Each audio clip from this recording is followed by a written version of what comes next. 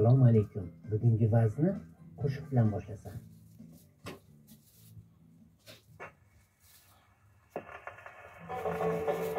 Nametlerimden zulümden kaçıp Kıyına parganda zerini saçıp Mert'e gitmeyim ona köksünü açıp Mert'e gitmeyim ona köksünü açıp Namertlimim ona kaçışın gülün Namertlimim ona kaçışın gülün.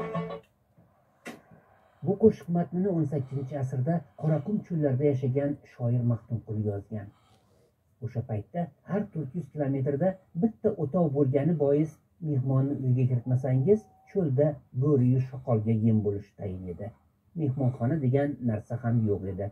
Odamlarni har nuqtadan bu nuqtaga